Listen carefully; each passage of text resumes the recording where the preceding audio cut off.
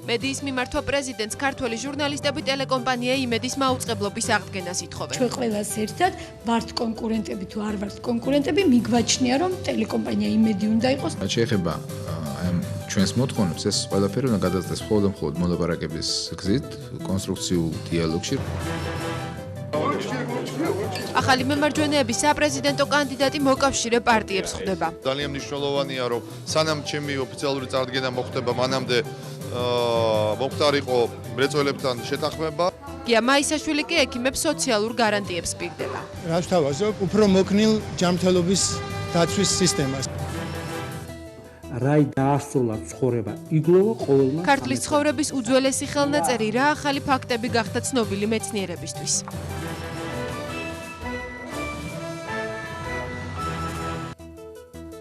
პარლამენტი მინისტრთა კაბინეტს ნდობას უცხადებს 155 ხმით ერთხმად დეპუტატებმა მთავრობის ახალი შემადგენლობა დაამტკიცეს. კეთი ქარდავას ვრთავთ საკანონმდებლო ორგანოდან პირდაპირ ეთერში საღამოშვიდობის კეთი.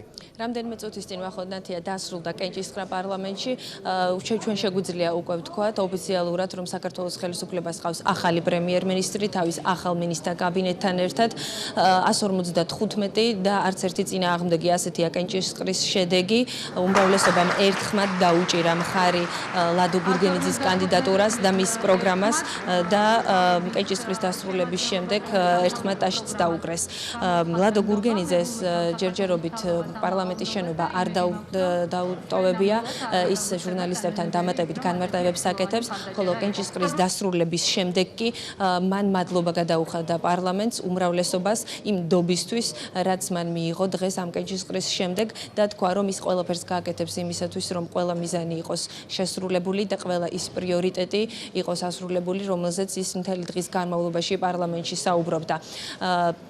პროგრამული პრიორიტეტები და ახალი მთავრობის პრიორიტეტები ლადო გურგენიძემ წარადგინა პარლამენტში დილის 11 საათისთვის 45 წუთის მანძილზე ის საუბრობდა ახალ პროგრამაზე და იმ მიზნებზე, რაც მას ჰქონდა, ხოლო ამის შემდეგ კი უკვე გადავიდა სესია კითხვა-პასუხის რეჟიმში, რის შემდეგაც უკვე ფრაქციის თავმჯდომარეებმა ერთხმად დაადასტურეს მხარდაჭერა ლადო გურგენიძის კანდიდატურის მიმართ და ყველა ახალი მინისტრის მიმართ. ჩვენ შეგვიძლია ვნახოთ სიუჟეტი თუ როგორ ვითარდებოდა მოვლენები დღის განმავლობაში პარლამენტში. ეს იგივე ჰალსტუხია, რომელიც მეკეთა ლონდონის ბირჟაზე, როდესაც დაიწყო საქართველოს ბანკის აქციებმა ვაჭრობა. იმ დღეს, როცა გახსნა ეს ვაჭრობა პრეზიდენტმა და მე, ასე ვთქვათ, შესაბამისად არის კარგად დაცდილი. დიახ. ახალი პროგრამით და ძველი ჰალსტუხით ლადო გურგენიძე დღეს პარლამენტში ვიცე-სპიკერთან ერთად მივიდა. მასთან ერთად კი პარლამენტში დილიდან მინისტრთა კაბინეტის ძველი და ახალი სახეები შეიკრიბნენ. საქართველოს მთავრობა დასაქმებისა და კეთილდღეობისთვის. ასე ქვია პროგრამას, რომლითაც გურგენიძე დღეს პარლამენტის წინაშე წარსდგა. პრემიერ-მინისტრობის კანდიდატმა ჯერ კიდევ სხდომათა დარბაზში შესვლამდე განაცხადა, რომ კურსი იგივე იქნება, თუმცა კორექტივები მასში მაინც შევიდა. ჩვენ შემოვდივართ კორექტირებული პროგრამით. პროგრამა არის სტრატეგიული დოკუმენტი, ის არ შეიძლება ორ თვეში ერთხელ იცვლებოდეს, თუმცა აქცენტები არის სხვანაირად დაყენებული, რა თქმა უნდა. ჩვენი ეკონომიკური ზრდა აისახოს თითოეული ოჯახის კეთილდღეობაზე, რაც დღემდე ჯერჯერობით არ მოხდა. დეპუტატები გურგენიძეს 45 წუთის მანძილზე უსმენდნენ. პროგრამა მთლიანად სოციალურ პოლიტიკაზეა ორიენტირებული. მისი ძირითადი ნაწილი კი დასაქმების და სოციალურ საკითხებს ეთმობა. უკვე გაწერილია პენსიების გაორმაგების და მასწავლებლებისთვის ხელფასების ზრდის გეგმა. მთავარი პრიორიტეტები ასე ჩამოყალიბდა. საპენსიო რეფორმა, დასაქმება, სოციალური თანასწორობა, ბიზნესის ხელშეწყობა, საკუთრების ხელშეუხებლობა. დღეს გურგენიძე ასევე რამდენიმე საკანონმდებლო ინიციატივი და ახალი პროექტის იდეით გამოვიდა. ჩვენი ამოცანა ის არის, რომ ეკონომიკური ზრდა და პროგრესი თითოეული ოჯახის კეთილდღეობაზე აისახოს. ბიზნეს და ინვესტორებს ჩვენ პირდებით ექსპორტის მაქსიმალურ ხელშეწყობას, ასევე პირდებით ფოთის თავისუფალი ინდუსტრიული ზონის პროექტის წარმატებით დასრულებას, ასევე პირდებით 2008 წელს რკინიგზასთან დაკავშირებული საპრივატიზაციო პროცესების წარმატებით დასრულებას, კონკრეტული სამოქმედო გეგმის დადებას და იქ საინვესტიციო და საპრივატიზაციო პროცესების დაწყებას. პირდებით ასევე რომ 2008 წლის მანძილზე, როგორც მინიმუმ ჩვენ შემოვალთ პარლამენტში კონკრეტული ინიციატივებით და საკანონმდებლო პაკეტით, იმასთან დაკავშირებით, რაც ეხება საქართველოში საფინანსო ცენტრის ჩამოყალიბებას. ახალი ინიციატივების ჩამოთვლის შემდეგ გურგენიძე დეპუტატებს განუმარტავს თუ როგორი ურთიერთობა უნდა რომ ჰქონდეს საზოგადოებასთან და დეპუტატებთან. ჩვენ მზად ვართ, რომ გარკვეული რეგულარობით, მაგალითად თვეში ერთხელ გავმართოთ კონსულტაციები ეკონომიკურ თემატიკაზე ჟურნალისტებთან, არასახელმწიფო ორგანიზაციებთან, კონსტრუქციულ ოპოზიციასთან, ვისაც ეკონომიკური თემატიკა აინტერესებს, ასევე ზოგადად საზოგადოების წარმომადგენლებთან და რა თქმა უნდა პარლამენტთან. პრემიერ-მინისტრობის კანდიდატის სიტყვით გამოსვლის შემდეგ სხდომათა დარბაზში სესია კითხვა-პასუხის რეჟიმში გაგრძელდა. დეპუტატების ნაწილი მოსალოდნელი საკადრო ცვლილებებით დაინტერესდა. თქვენ მოდიხართ მთავრობაში, რომელშიც არ მოყავთ თქვენი გუნდის ერთ-ერთი წევრი. ამ დროს მინისტრთა კაბინეტი ასევე გუნდური პრინციპით უნდა მოვაწეობდეს. ეს არის კონსტიტუციაში ჩადებული. ხო არ გიქმნით ეს რაიმე დისკომფორტს? ჩვენ ასე ვთქვათ, წინასაარჩევნო პერიოდი გვაძლევს იმის საშუალებას, რომ შევეწყოთ ერთმანეთს, ან ვერ შევეწყოთ, შევძლოთ ერთად მუშაობა, ან ვერ შევძლოთ და არ არის გამორიცხული სხვა ცვლილებები მოხდეს 5 იანვრის შემდეგ, თუმცა არც აუცილებელი არ არის, რომ ეს ესე იყოს, იმიტომ რომ მე ვხედავს საკმაოდ ძლიერ გუნდს. მე რა არო ის ჩემი გუნდი არ არის, პროფესიული სიძლიერის ნიშნით უნდა ხდებოდეს შერჩევა პირველ რიგში.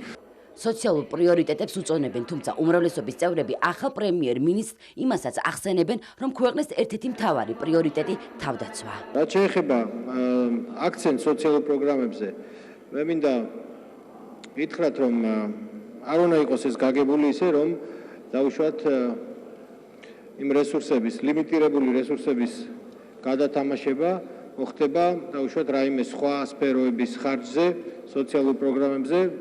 ამ შემთხვევაში გულისხმობ თავდაცვის სფეროს. თავდაცვის სფეროში უმეტესობა იმ კაპიტალური ხარჯებისა, რომელიც აუცილებელი იყო ჩვენი თავდაცვის უნარიანობის სასამაღლებლად გაწეულია უკვე.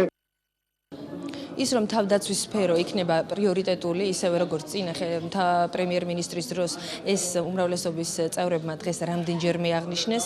უმრავლესობის წევრები ლადო გურგენიძის პროგრამასთან დაკავშირებით მთელი დღის მანძილზე კომენტარებს აკეთებდნენ.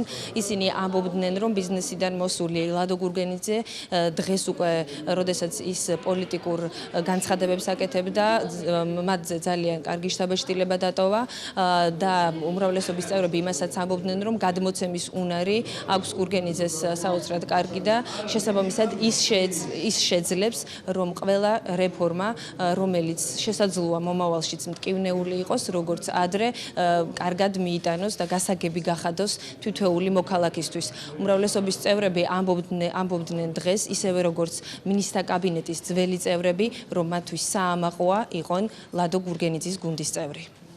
ყველა ეს პროგრამა გაგრძელდება, მაგრამ გარდა ამისა, რა თქმა უნდა, ყველა ამ პროგრამაში ძალიან მნიშვნელოვანი სოციალური კომპონენტი გაჩნდება. თქვენ იცით, უკვე გამოაცხადა ბატონმა ლადო გურგენიძემ, რომ ეს არის საგრძნობი მატება და ზრდა ხელფასების და მთლიანად სასკოლო დაფინანსების. ეს არის თითეული მასწავლებლის, დაახლოებით 70,000 მასწავლებელი ყავს საჯარო სკოლებში, მათი სრული სამედიცინო დაზღვევა.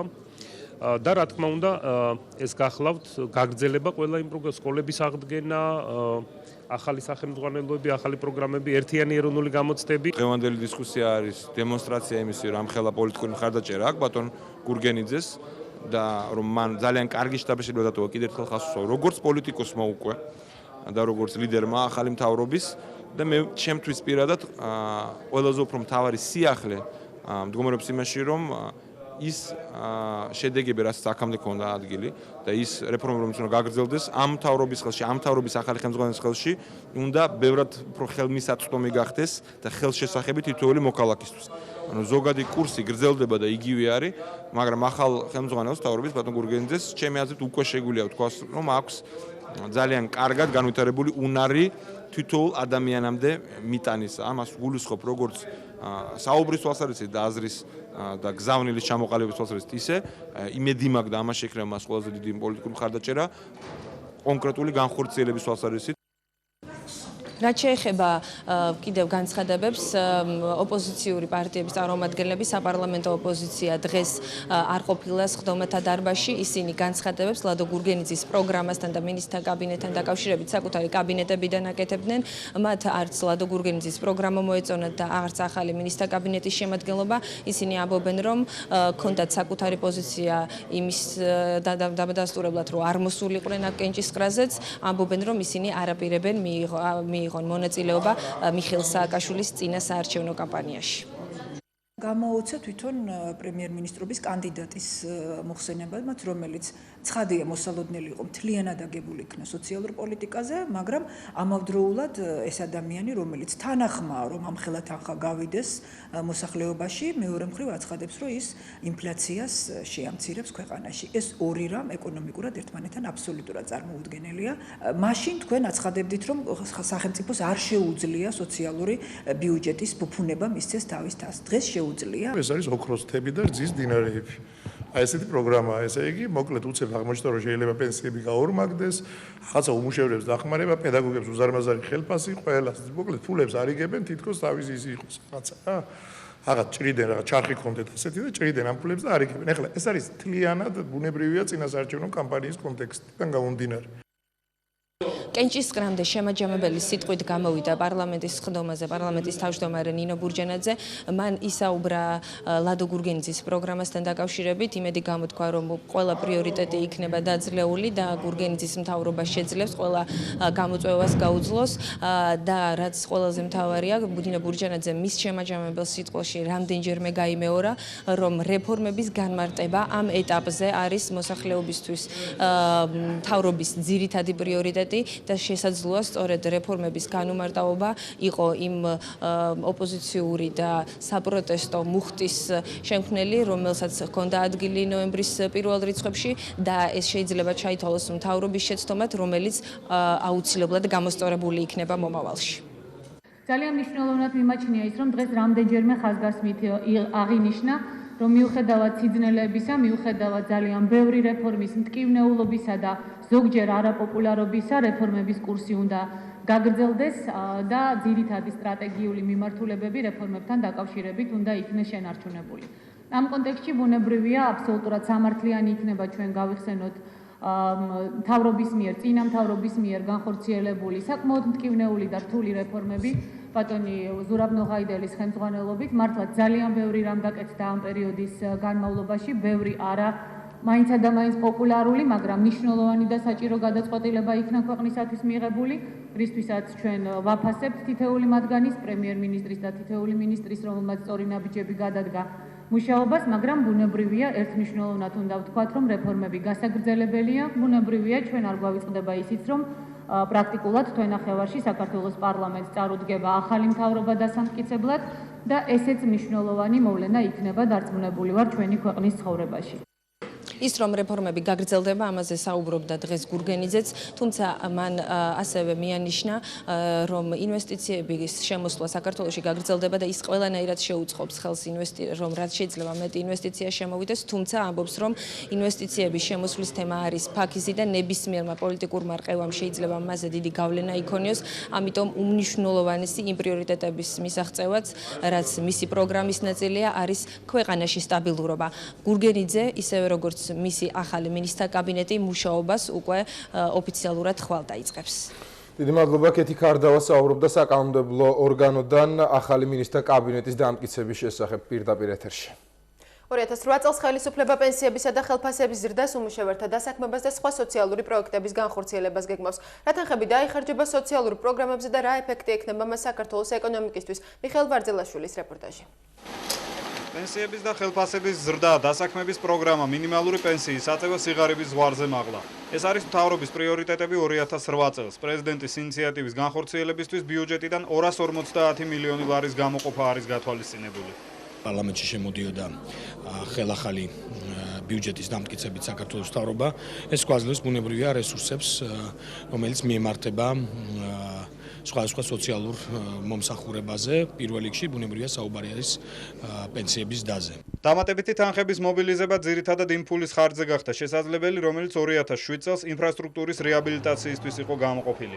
თუმცა მომავალ წელს ინფრასტრუქტურის აღდგენის დაფინანსება ბიუჯეტიდან მნიშვნელოვნად შემცირდება და ის კერძო კომპანიების ფულით მოხდება. ინფრასტრუქტურული პროექტების ხარჯზე მოხდება ამ ბიუჯეტის შემოტრიალება ხალხისაკენ. ანუ გაიზრდება სწორედ პენსიების რაოდენობა, გაიზრდება პენსიების დაფინანსება სწორედ ინფრასტრუქტურაში ჩასადები თანხების შემცირებით. ექსპერტების აზრით, სახელმწიფო ბიუჯეტიდან დამატებითი თანხების გაღებას შესაძლოა ინფლაცია მოყვეს. ექსპერტების თქმით, პენსიების და ხელფასების დაფინანსებამ ეროვნული ბანკის რეზერვებიდან შესაძლოა ფასების ზრდა გამოიწვიოს. შეიძლება ეს თანხები მოვიდეს ბიუჯეტის უბრალოდ სხვანაირად გადანაწილებიდან, ანუ იგივე გადასახადების გადამხდელების თანხიდან. ასეთ შემთხვევაში, რა თქმა უნდა, იქნება ზეწოლა სამხმარებლო ფასებზე. მთავრობის წევრთა აზრით, ხელფასების და პენსიების მატება ინფლაციის ზრდას არ გამოიწვევს, რადგანაც ამ პროგრამას ფულის დამატებითი ემისია არ ჭირდება. ინფლაციის დაძლევა მომავალ წელს მთავრობის ერთ-ერთი მთავარი ამოცანა ხდება. ფასების მატება თითოეული ადამიანის კეთილდღეობაზე უარყოფითად აისახება. დადგა ახალი ხანა იმ კუთხით, რომ ჩვენ ბიუჯეტს ვატრიალებთ ხალხისკენ და ეს ბუნებრივია რაღაცის ხარჯზე უნდა მოხდეს. პენსიების და ხელფასების ზრდაზე უკვე 2007 წელს დამატებით 15 მილიონი ლარია გამოყოფილი. მთავრობა ბიუჯეტში კიდევ ერთ ცვლილებას ამზადებს, რომელიც საშემოსავლო ნაწილს 344 მილიონი ლარით გაზრდის. ამ ცვლილებას პარლამენტი უახლოეს მომავალში დაამტკიცებს. ბრძანეთ, რომ ინფლაცია არ უნდა მოხდეს ქვეყანაში. ინფლაცია არ იქნება, არა, მე ვფიქრობ, რომ ეს არ გამოიწევს დამატებით, იქიდან გამომდინარე, რომ იქნება ადეკვატური ღონისძიებები ჩატარებული როგორც მთავრობისგან, ასევე ეროვნული ბანკის მხრიდან, მკაცრი მონეტარული პოლიტიკა. მთავრობის ერთ-ერთი პრიორიტეტი მომავალ წელს პროფიციტური ბიუჯეტის შემუშავებაა. აღმასრულებელი ხელისუფლების პოზიციის მიხედვით ეს ფასების ზრდასთან ბრძოლის ერთ-ერთი ყველაზე ეფექტიანი საშუალებაა. დღესვე პარლამენტმა მინისტრთა კაბინეტის ორი ახალი წევრიც დაამტკიცა. განათლების მინისტრის თანამდებობაზე შეფასებისა და გამოცდების ეროვნული ცენტრის ყოფილი დირექტორი მაია მიმინაშვილი, ხოლო ტოლთა და განსახლების მინისტრის პოსტზე მერიის კეთილმოწყობის სამსახურის ყოფილი უფროსი კობა სუბელიანი დაინიშნა. ორივე ახალი მინისტრი ამბობს, რომ კონკრეტულ სამოქმედო გეგმას ისინი დეპუტატებს მოგვიანებით წარუდგენენ.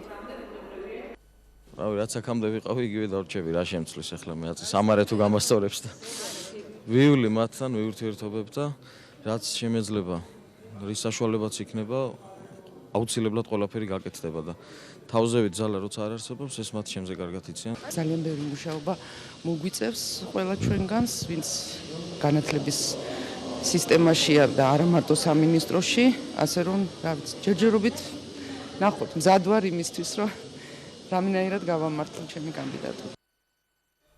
პარლამენტის თავმჯდომარე განცხადება სახალხო დამცველის ანგარიშზე აკეთებს ნინო ბურჯანაძის თქმით, სიმართლეს არ შეესაბამება განცხადება, თითქოს პარლამენტის თავმჯდომარე ხელოვნურად უქმნის ბარიერს საკანონმდებლო ორგანოში ომბუდსმენის ანგარიშის განხილვას. პარლამენტის თავმჯდომარე ამბობს, რომ სახალხო დამცველს პარლამენტში ყველა საკითხზე საუბრისა და შეფასებების გაკეთების საშუალება მიეცემა. რაც შეეხება 7 ნოემბერს აქციის დაშლის დროს სახალხო დამცველისთვის მიყენებულ ფიზიკური დაზიანებების ფაქტს, ნინო ბურჯანაძე სოზარ სუბარს ურჩევს მიმართოს სამართალდამცავ ორგანოებს, სადაც ფიზიკური დაზიანების ფაქტზე საქმე აღიძრება.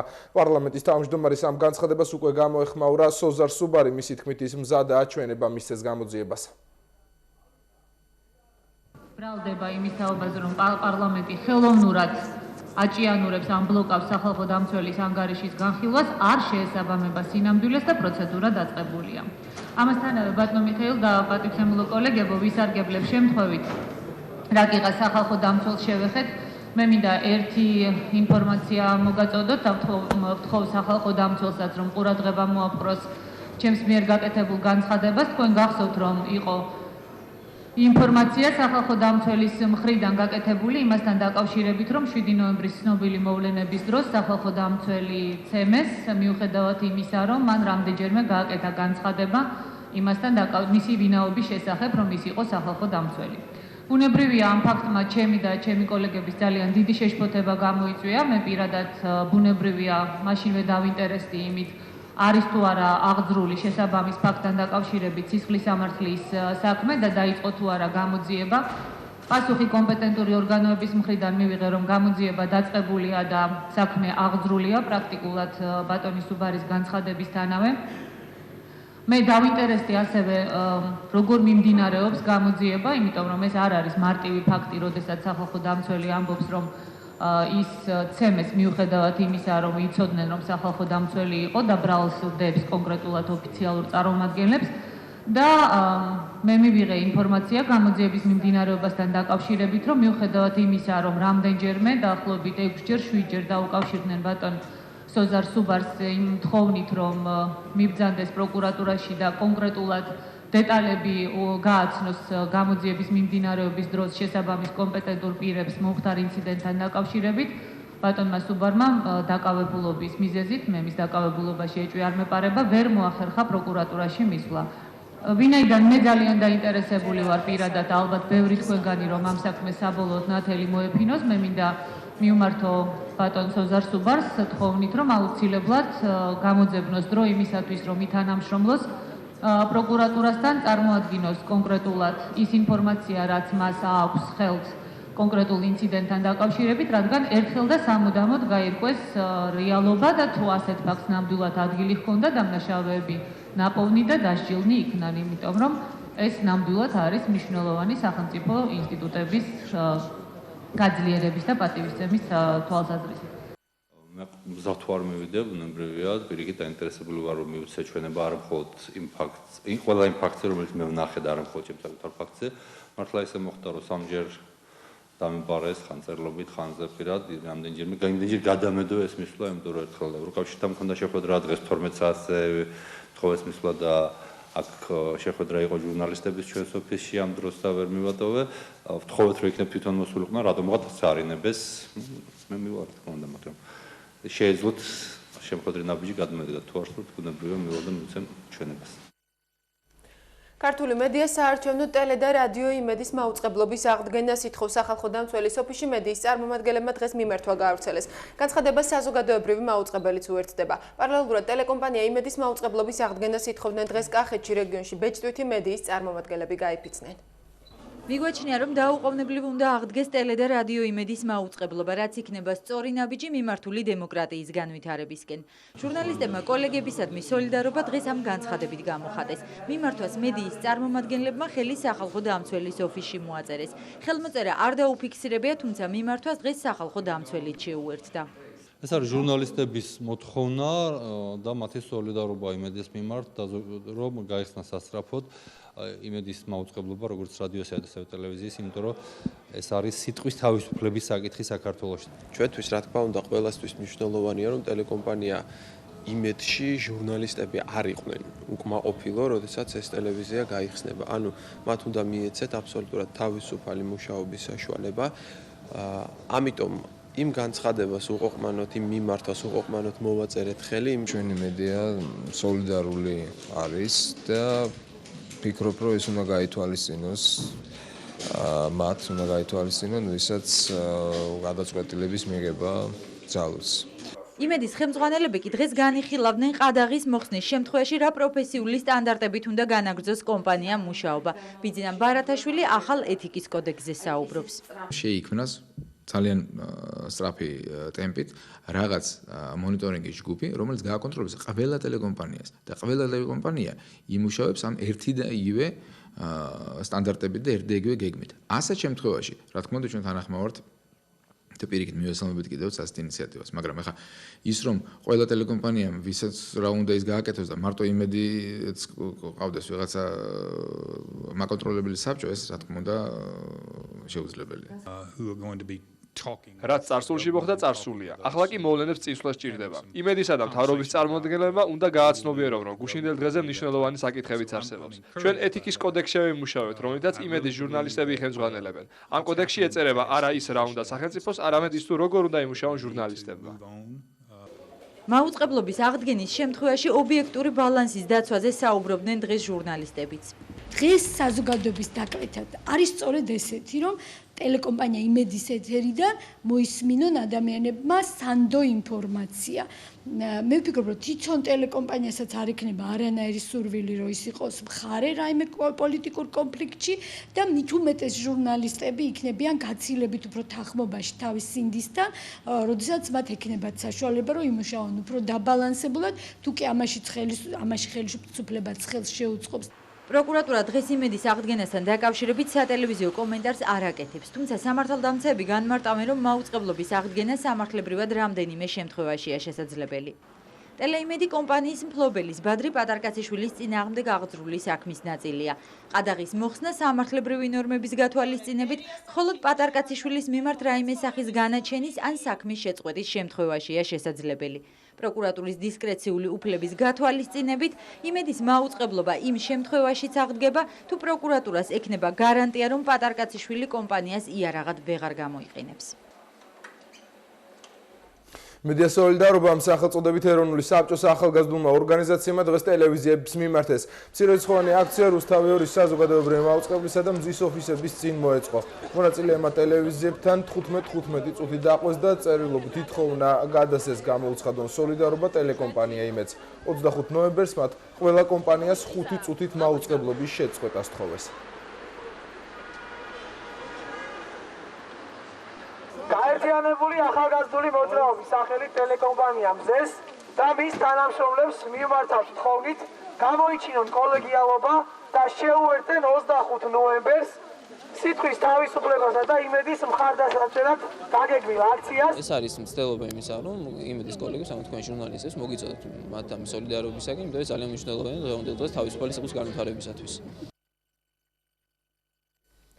წინასაარჩევნო კამპანიის ოფიციალურად გამოცხადებამდე ოპოზიციური პარტიები მოსახლეობასთან შეხვედრებს იწყებენ. წინასაარჩევნო კამპანიის ფარგლებში ნაწილი მხარდამჭერებს წინასაარჩევნო პროგრამას აცნობს, ნაწილი კი საპროტესტო აქციებისთვის ემზადება. ოფიციალურად კამპანიას ოპოზიცია ორშაბათიდან დაიწყებს. ერთიანი ნაციონალური მოძრაობის პარტიის ყრილობა ხვალ პრეზიდენტობის კანდიდატს დაასახელებს. მიხეილ სააკაშვილი ნაციონალური მოძრაობის ერთადერთი კანდიდატია. პრეზიდენტობის კანდიდატის დასახელება 23 ნოემბრის ყრილობის მთავარი საკითხი იქნება. ერთ-ერთი ამოცანა სხვა საკითხებთან, რაც ჩვეულებრივ ყრილობას აქვს, ბუნებრივია იქნება მიხეილ სააკაშვილის დასახელება ერთიანი კანდიდატად ეროვნული ნაციონალური მოძრაობისა. ჩვენ დარწმუნებული ვართ ჩვენი კანდიდატის წარმატებაში. არჩევნების თარიღი 5 იანვარი ჯერ მხოლოდ ვერბალური შეთანხმებაა, რომელიც მისაღებია როგორც საქართველოს პრეზიდენტისთვის, ისე საერთაშორისო და არასამთავრობო ორგანიზაციებისთვის. ვადამდელი არჩევნების საკითხს საქართველოს კონსტიტუციის 76 მუხლი განსაზღვრავს. პრეზიდენტის არჩევნები ტარდება პრეზიდენტის უფლებამოსილების შეწყვეტის დროიდან 45 დღის განმავლობაში და მის ჩატარებას უზრუნველყოფს საქართველოს პარლამენტი. პრეზიდენტის გადადგომის შემდეგ პარლამენტი არჩევნების დღეს არაუგვიანეს 72 საათისა განსაზღვრავს. ამის შემდეგ კი საარჩევნო პროცედურებს ცენტრალური საარჩევნო კომისია დაიწყებს. არაუგვიანეს 45 დღისა უნდა გამოცხადდეს არჩევნები, უნდა ჩატარდეს არჩევნები პრეზიდენტის გადადგომიდან. კანდიდატების წამოყენება და ის უნდა მოხდეს არაუგვიანეს 40 დღისა. სწორედ აქედან წარმოიშობა ეს 6 დღიანი თუ შეიძლება ასე ითქვას ჰენდიკაპი, რომლის დროსაც უნდა გადადგეს პრეზიდენტი და გამოცხადდეს არჩევნები. 21-26 ნოემბერი დროის ის მონაკვეთია, როცა პრეზიდენტმა სააკაშვილმა გადადგომის შესახებ გადაწყვეტილება უნდა მიიღოს. სასურველ დღეს პრეზიდენტი თავად შეარჩევს. მე ვერ გეტყვით ვერაფერს ამ თარიღთან დაკავშირებით, ამ გადაწყვეტილებას იღებს პრეზიდენტი, მაგრამ მე შემიძლია გითხრათ იმაზე, რა ზომებს იღებს საქართველოს პარლამენტი. ნებისმიერ კანდიდატს არანაირი მოიხსნება ყველანაირი შესაძლო პრობლემა, ასე ვთქვათ, რაიმე დროის ჩარჩოებში ჩატევის, ანუ რაიმე პროცედურების ვერ მოსწრების საფრთხე თეორიულადაც კი არ არსებობს. კონსტიტუციის 76 მუხლით ასევე განსაზღვრულია, რომ პრეზიდენტის მიერ თავისი უფლებამოსილების განხორციელების შეუძლებლობის ან პრეზიდენტის უფლებამოსილების ვადამდე შეწყვეტის შემთხვევაში პრეზიდენტის მოვალეობას ასრულებს პარლამენტის თავმჯდომარე. არჩევნების თარიღის განსაზღვრის შემდეგ პირველი პროცედურა საპრეზიდენტო კანდიდატების რეგისტრაცია იქნება. რეგისტრაცია არჩევნებამდე 40 დღით ადრე დაიწყება. ის რაც ამ წუთებში ეთერში გავიდა, იყო რეპორტაჟი, რომელიც შეეხებოდა ნაციონალური მოძრაობის მზადებას ხვალ დაგეგმილი ყრილობისთვის. ახლა კი გთავაზობთ რეპორტაჟს იმის შესახებ, თუ როგორ ემზადებიან არჩევნებისთვის ოპოზიციონერი კანდიდატები.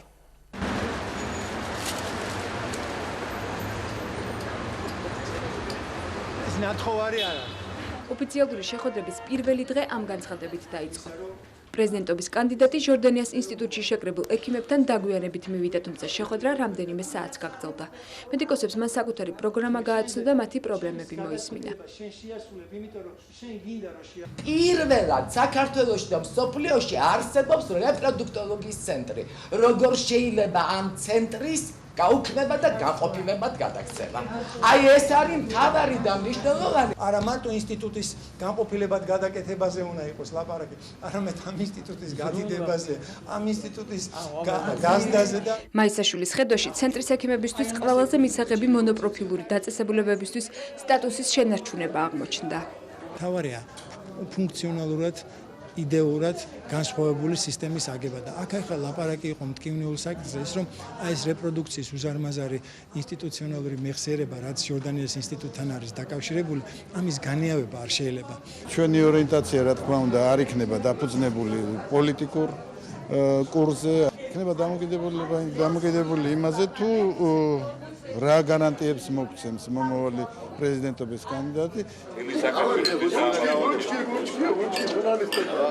წინასაარჩევნო კამპანიის ოფიციალურად გამოცხადებამდე შეხვედრებს მართავენ ახალი მემარჯვენეებიც. 5 იანვრის საპრეზიდენტო არჩევნებში მხარდაჭერა მრეწველებმა დავით გამყრელიძეს დღეს ოფიციალურად გამოუცხადეს. ვიწყებთ უკვე წინასაარჩევნო კამპანიას. ეს ადრეც იყო გაცხადებული, იცით ჩვენ საპარლამენტო ბლოკი გვაქვს, მემარჯვენე ოპოზიცია მრეწველები ახლები და ჩვენი კანდიდატი გვყავს. როდესაც რეალურად გამოცხადდება არჩევნები, ამის შემდეგ ჩვეულებრივი ის კამპანია წარიმართება, რომელიც იქნება განსაზღვრული შტაბის მიერ. მე დავასახელებ ყრილობაზე 24-ში შტაბის ხელმძღვანელს, დავასახელებ იმ ხედვას, იმ გეგმას, რის გაკეთებასაც ვაპირებ და დავასახელებ ალბათ იმ ადამიანებსაც, ვისთან ერთადაც ეს ყველაფერი უნდა განხორციელდეს. გარდა მრეწველებისა გამყრელიძეს არჩევნებში მხარს ეროვნულ-დემოკრატიული პარტიაც დაუჭერს. პარტიები კონსტიტუციური მონარქიის იდეის გარშემო ერთიანდებიან. თანამშრომლობის შესახებ დღეს სპეციალური დოკუმენტიც გაბრუნდა. ხარს დაუჭერთ პრეზიდენტობის კანდიდატს ბატონ დავით გამყრელიძეს და ეს იქნება პირველი ნაბიჯი, რომელიც შემდგომ აუცილებლად დასრულდება, როგორც აღნიშნე, ისეთი პოლიტიკური ორგანიზაციების ერთობით, რომელთა საფუძველი არის კონსტიტუციური მონარქია, ქრისტიანული მორალი და პრეზიდენტობის კიდევ ერთ კანდიდატს ლევან გაჩეჩილაძის ქართულ მედიასთან ურთიერთობის ტრადიცია არც დღეს დაურღვევია.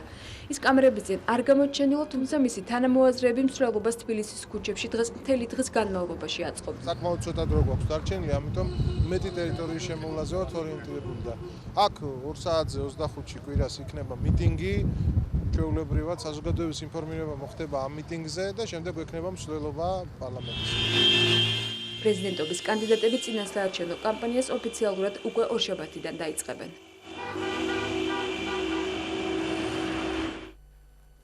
რიგაში საპრეზიდენტო არჩევნებისთვის საარჩევნო კოდექსში შესატან ცვლილებებზე განმარტებებს აკეთებს მიხეილ მაჭავარიანი. შეგახსენებთ 2008 წლის 5 იანვრის რიგაში საპრეზიდენტო არჩევნების გამარჯვებულის ინაუგურაციამდე პრეზიდენტის მოვალეობას საქართველოს საკანონმდებლო ორგანოს ხელმძღვანელი ნინო ბურჯანაძე შეასრულებს. თუ გვინდა რომ საარჩევნო კანონმდებლობა შევიდეს ძალაში არჩევნებამდე, დღეს მესამე მოსმენით უნდა მივიღოთ კანონი, შემდეგ პრეზიდენტმა უნდა მოაწეროს ამ კანონს ხელი და ამოქმედდეს კანონი. კიდევ ერთხელ მინდა ვინაიდან მთვლი რომ საზოგადოებამ უნდა იცოდეს, რაზე არის საუბარი, რომ 2008 წლის 5 იანვრის საპრეზიდენტო არჩევნები პირველ რიგში და მერე სხვა ყველა არჩევნები ჩატარდეს გამჭვირვალედ, დემოკრატიულად და კიდევ ერთხელ ხაზი მინდა გაუსვა, რომ არავის არ ქონდეს შემდეგ სალაპარაკო, რომ იყოს საკითხები, რომლის გათვალისწინება არ მოხერხდა. იმიტომ რომ ძალიან ბევრი ადამიანი ძალიან კარგად ერკვევა კანონმდებლობაში, მაგრამ ძალიან ადვილია საარჩევნო კანონმდებლობასთან დაკავშირებით შეცდომაში შეიყვანო ხალხი.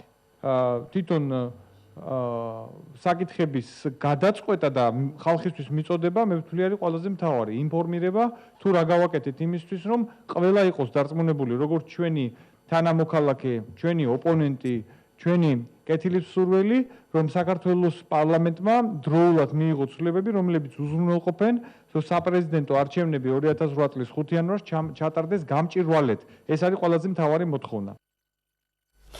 ახალი პრემიერი სტატისტიკის დეპარტამენტში ძირეული რეფორმების აუცილებლობაზე საუბრობს კანონმდებლობაში ცვლილებებს, რომლის მიხედვითაც დეპარტამენტი სტატუსს შეიცვლის პარლამენტი საგაზაფხულო სესიაზე განიხილავს.